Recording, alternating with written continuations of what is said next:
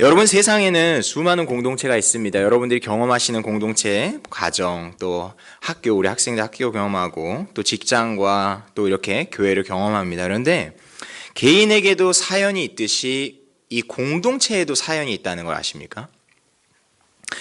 그러니까 개인을 이해하려면 그 개인의 사연을 들어야 합니다. 그것처럼 공동체를 이해하려면 그 공동체에 관련된 사연을 들어야 합니다.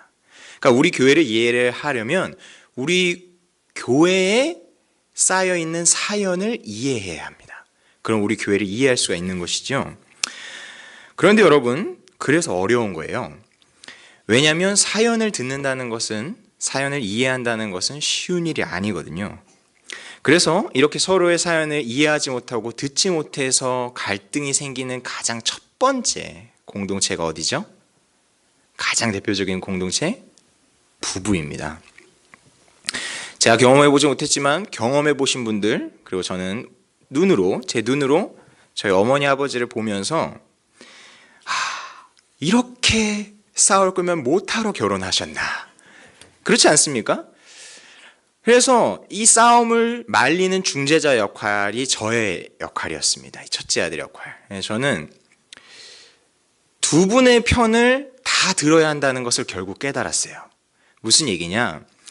아버지의 사연을 들으면 아버지의 말씀이 옳고, 어머니의 사연을 들으면 어머니의 말씀이 옳고, 이게 어떤 문제가 발생됐을 때는 각자에게 얽혀있는 사연이 있구나라는 것을 깨달았습니다.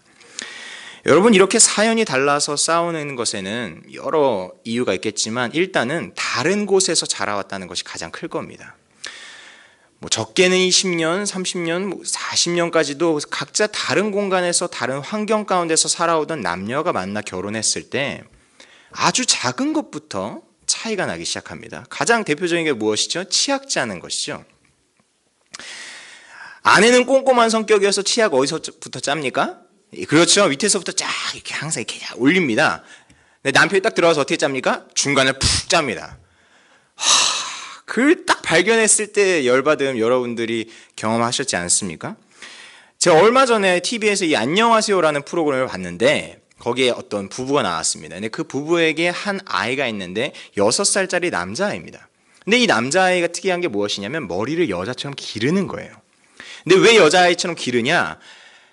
소아암에 걸린 아이들에게 기증하기 위해서 기르는 겁니다. 굉장히 기특한 아이죠. 그러니까 그것을 자신이 인지하고 있어요. 자기가 머리를 기르면 이 머리를 잘라서 거의 20에서 25cm인가 어쨌든 되게 긴 길입니다. 그 정도로 길러야 소아암 아이들, 머리 없는 아이들의 가발 제작을 위해서 그게 기증이 가능하대요. 어른 머리는 불가능하답니다. 왜냐면 이미 많이 상했고 염색되고 이런 것 때문에 아이들의 머리만 가능하대요. 그래서 그 아이는 남자임에도 불구하고 머리를 기증하려고 기르고 있는 것이에요. 그런데 문제가 무엇이냐면 6살짜리면은 그러니까 여러분들도 보시면 알겠지만 남자인지 여자인지 구별이 잘 안 되는데 뭘로 구별합니까? 머리 길이로 구별이 되잖아요. 근데 이 아이가 머리를 기르니까 어떻게 보입니까? 여자아이처럼 보이는 거예요. 그래서 어디 갈 때마다 특히 나이 많으신 분들이 이 아이 보고 못된 짓을 하는 겁니다. 에휴, 이 남자야? 확인 좀 해보자 하면서 뭘 만지려고 그럽니까? 여러분들이 아시는 바로 그걸 만지려고 하는 거예요. 실제로 그걸 만지기도 한답니다. 그래서 이 아이가 거기에 대한 상처가 있어요. 거기에 대한 스트레스를 받습니다. 그럼에도 불구하고 그 아이는 그걸 견디는 거예요. 언제까지? 그걸 기증할 때까지. 이거 얼마나 기특합니까? 그런데 이것에 대해서 말해준 것이 그의 어머니인데 문제는 뭐냐면 이 어머니는 그것을 지지함에도 불구하고 누가 반대합니까? 아빠가 반대하는 거예요. 아빠가 데려갈 때마다 늘 속상한 거예요. 왜요? 아들이 스트레스 받는 모습을 보니까. 또 주변에 막 자기보다 나이 많은 어르신들이 친척들도 해서 막 자기 아들 막 만지고 막 이러니까 그게 너무너무 불쾌한 겁니다. 그래서 그 엄마는 그 아들을 지지함으로써 계속 그 머리를 기르게 하고 싶고 아빠는 지금 당장이라도 자르고 싶은 거예요. 근데 여기 이런 어떤 이제 거기 나오는 패널들이 이제 묻지요. 근데 아버지께서는 이렇게 머리를 기르시는 거 처음부터 상의하지 않으셨냐, 이거 모르셨냐 그랬더니 몰랐다는 거예요. 어떻게 모를 수가 있냐 그랬더니 아내가 얘기를 안 했다는 겁니다. 그러니까 거기서부터 문제가 딱 시작되는 것이죠. 그래서 아내한테 묻습니다. 왜 남편에게 얘기를 안 했나요? 그랬더니 뭐라고 얘기하냐? 이 남편과 자기의 교육관이 너무 다르다는 거예요. 그래서 예전부터 우리 아이를 놓고 같이 얘기를 하는데 교육에 대해서 얘기하는데 항상 교육에 대해 얘기하면 싸운다는 것입니다. 너무 얘기만 꺼내도 싸우니까 이 머리 기르는 것에 대해서는 얘기를 안 한 거예요. 아예 상의도 하지 않은 것입니다.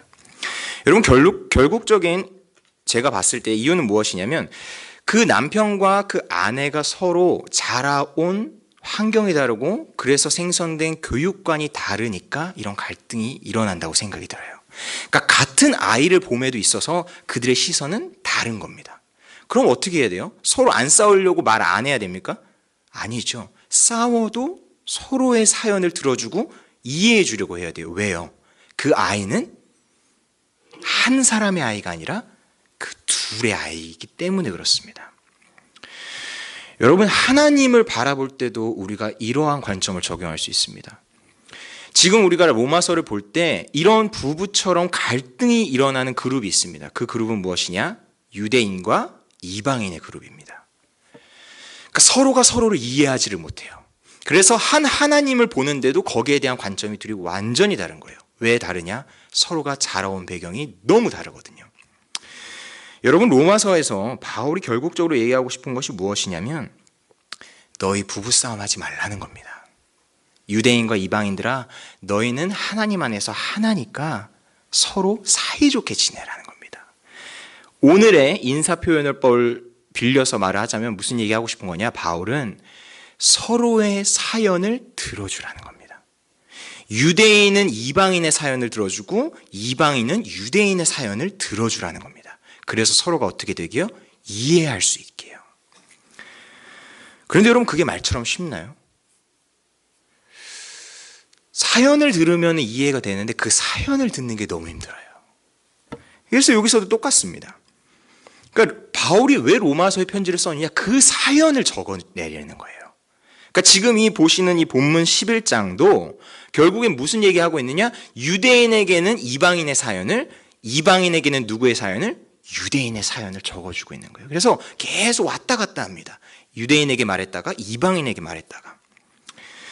그런데 여러분, 바울이 이렇게 두 개의 사연을 말하면서도 결국적으로 하나의 사연을 얘기하는데 그것이 무엇이냐면 함께 따라하겠습니다. 하나님의 언약. 여러분, 저는 하나님의 언약을 하나님의 사연으로 이해하려고 합니다. 그러니까 하나님의 언약엔요, 하나님의 사연이 담겨 있어요. 어떤 사연입니까? 그의 백성과 관련된 사연입니다. 하나님께서 아담과도 언약을 맺으시고 다윗과도 언약 맺으시고 모세, 노아 계속 언약들이 많지만 결국 무엇이냐? 그들과 관련된, 다시 말해 그의 백성과 관련된 사연이 담겨 있는 거예요. 그 언약 안에는. 그러니까 여러분, 두 개의 사연이 아닌 겁니다. 바울이 유대인에게도 사연을 말하고 이방인에게도 사연을 말하지만 따로 떨어진 사연이 아니라 이 두 개의 사연은 사실 하나의 사연인 겁니다. 그것을 저는 뭐라고 부른다? 하나님의 언약이라고 부른다는 겁니다. 그러니까 바울은 이걸 깨달은 거예요. 자기가 구약을 계속해서 유대인만의 사연으로 읽어왔었어요. 그래서 이것은 하나님과 유대인만 관련된 사연이다. 이것은 하나님과 유대인과에게만 속한 언약이다라고 생각했는데 그가 바뀐 겁니다. 이 사연 유대인에게만 국한된 게 아니었구나. 이거 이방인에게도 속했던 사연이구나 라는 것을 깨달은 것이죠. 그 계기가 무엇입니까? 그렇죠. 다메섹이 나와야 됩니다. 다메섹은 무엇을 의미합니까? 예수 그리스도를 만난 사건입니다. 여러분, 이것이 중요한 거예요. 바울은 구약의 전문가였습니다. 그는 유대 율법에 능통한 자였어요. 그런데도 불구하고 무엇을 했습니까? 예수 믿는 자들을 핍박했어요. 왜요? 그 언약은 유대인의 언약이지 그렇게 언약을 무시하던 이방인들의 것은 아니라는 거예요. 그런데 예수 그리스도를 전파했던 자들은 무엇을 주장했습니까? 그 이방인들도 하나님의 백성이 된다는 것이잖아요.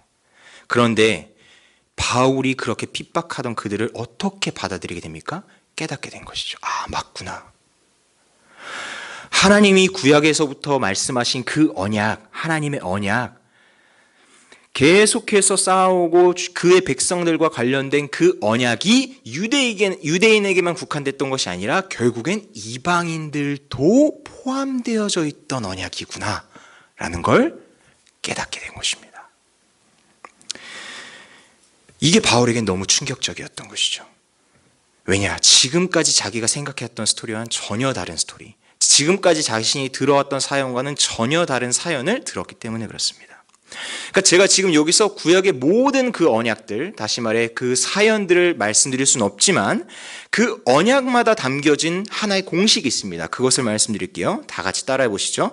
나는 너희의 하나님이 되고 너희는 나의 백성이 되리라. 한 번 더 하겠습니다. 나는 너의 하나님이 되고 너희는 나의 백성이 되리라. 구약에 나타난 모든 언약들은 다 이 한 가지 공식에 대한 사연들입니다. 주님은 이것 말씀하고 싶으신 거예요. 그 언약들을 통해서 무엇이요? 나는 너희의 하나님이 되고 너희는 누가 된다? 나의 백성이 될 것이다. 그래서 구약의 백성들은 어떻게 하나님의 백성이 될 수 있을까? 유대인들은 그것을 항상 고민했던 거예요. 그런데 어떻게 하나님의 백성이 됩니까? 그 키가 무엇이었어요? 순종이었습니다. 무엇에 대한 순종입니까? 하나님의 언약에 대한 순종이었어요. 그래서 그들이 그토록 율법을 소중하게 여겼던 겁니다. 왜요? 그 순종을 통해, 그 율법에 대한 순종으로 어떻게 되니까요? 하나님 백성이 되니까요. 그래서 나는 율법을 지킴으로써 하나님의 백성이다라는 정체성을 가지고 살 수 있었던 것입니다. 그것이 유대 공동체의 전부였어요. 그런데 이방인은 누구예요? 그 율법과 상관없던 자들이었습니다. 율법을 소중하게 여기지 않았어요. 전혀 상관없는 말 그대로 이방에 있던 자들이었습니다. 그런데 바울이 말하는 복음은 무엇을 얘기합니까? 그 이방인들이 이제는 어떻게 되었다? 하나님의 백성이 되었다. 그 유대인들은 이게 이해가 안 되는 겁니다. 아니 어떻게? 하나님의 율법 멸시하던 자들, 하나님의 율법도 없던 자들이 어떻게 하나님의 백성이 될 수 있느냐라고 묻는 것이죠. 바울이 무엇을 얘기합니까? 그 키가 바뀌었다. 그 키가 무슨 키였습니까? 율법의 키였는데 그 율법이 무엇으로 바뀐 것입니까? 예수 그리스도로 바뀐 것입니다. 그런데 사실 바뀐 건 아닙니다. 무슨 얘기냐? 예수 그리스도가 무엇이라고 얘기합니까? 율법의 완성이다. 그러니까 연속적인 거예요. 갑자기 예수님이 툭 튀어나온 것이 아니라 율법의 완성으로서 오신 것입니다. 그래서 바울이 뭐라고 얘기합니까? 예수 그리스도 안에서 유대인이나 헬라인이나 다 하나가 되게 하려 함이라. 그러니까 바울의 편지를 보면은 계속 무엇을 강조합니까? 그리스도 안에서를 강조합니다. 원래는 어디 안에서였어요? 율법 안에서 하나님의 백성이었어요. 그런데 바울은 이제 바뀌었어요. 뭐라고 얘기해요? 그리스도 안에서. 그러니까 이방인은 율법을 몰랐어도 그리스도 안으로 들어왔기 때문에 하나님의 백성이 될 수 있었던 것입니다. 여러분 이걸 가지고 이러한 생각들을 가지고 오늘 본문을 보셔야 이게 이해가 잘 돼요. 오늘 본문 우리 11장 11절부터 15절까지 교독해서 읽도록 하겠습니다. 제가 11절 다시 한번 읽습니다. 그러므로 내가 말하노니 그들이 넘어지기까지 실족하였느냐? 그럴 수 없느니라. 그들이 넘어짐으로 구원이 이방인에게 이르러 이스라엘로 식인하게 함이니라.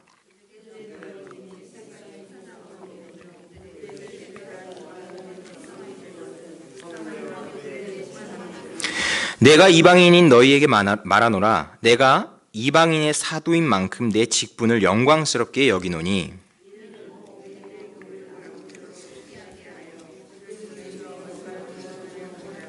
15절 함께 읽습니다.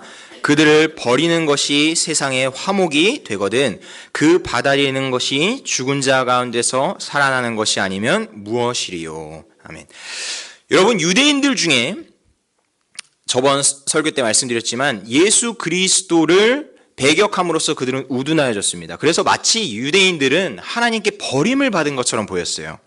그런데 이 하나님께 버림을 받은 것과 같은 그 모양은 결론이 아니라 그것이 끝난 것이 아니라 하나의 과정이라는 겁니다. 그러니까 바울은 그걸 말하는 거예요.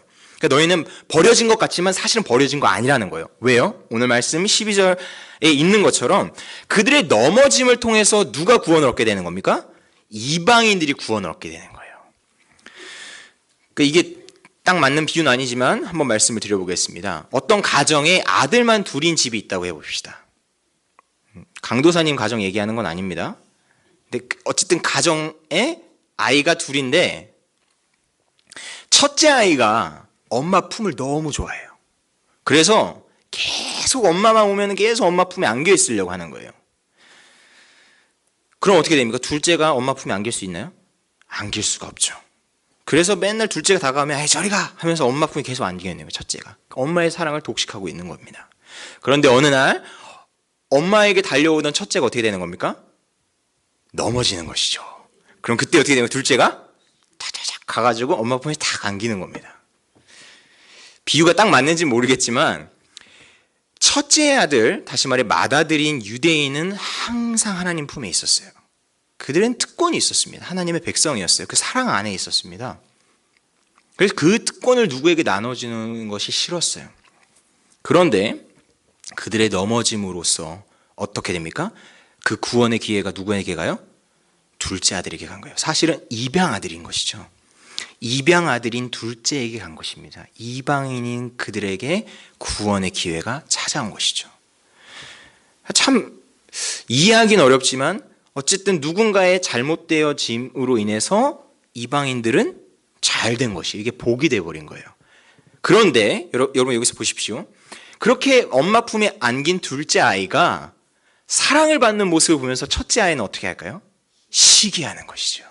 그래서 다시 어떻게 합니까? 그 엄마의 품으로 가길 간절히 바라는 겁니다. 여러분 저는 이게 바울이 말하는 것이라 봐요. 다시 말해서 이 유대인의 넘어짐으로써 이방인이 구원을 얻고 이방인이 구원을 얻음으로써 유대인이 어떻게 됩니까? 시기하게 되는 것이죠. 그럼 결국 어떻게 돼요? 둘 다 엄마 품에 가려고 한다는 거예요. 그러니까 다시 말해 하나님의 계획은 무엇이냐? 이 모든 것을 통해서 이 두 아들을 다 자신의 품에 안으시려는 거예요. 이 하나님의 마음, 한쪽 아들만 사랑하는 것이 아니라 자기 맏아들만 사랑하는 것이 아니라 입양한 아들까지 사랑하려는 그 하나님의 마음을 누가 알아챈 거예요? 바울이 알아챈 겁니다. 그러니까 여러분들이 로마서를 읽으실 때 그 마음을 알아채실 수 있어야 돼요. 아, 바울이 그래서 이 편지를 쓰고 있구나. 계속해서 유대인과 이 이방인 헬라인을 계속 번갈아 쓰는 이유가 여기 있구나라는 겁니다. 여러분 그런데 그렇게 입양 아들이 엄마의 품에 안겼을 때 만약 자랑한다고 생각해 보십시오.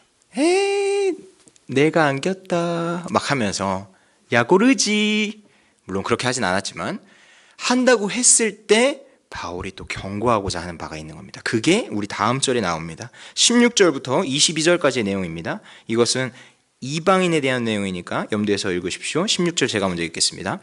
제사하는 처음 익은 곡식가루가 거룩한 즉 떡덩이도 그러하고 뿌리가 거룩한 즉 가지도 그러하니라.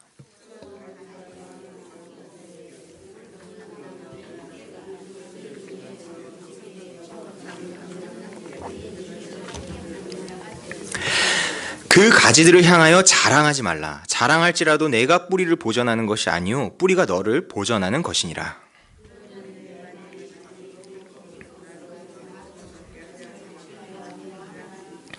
옳도다. 그들은 믿지 아니함으로 꺾이고 너는 믿음으로 섰느니라. 높은 마음을 품지 말고 도리어 두려워하라.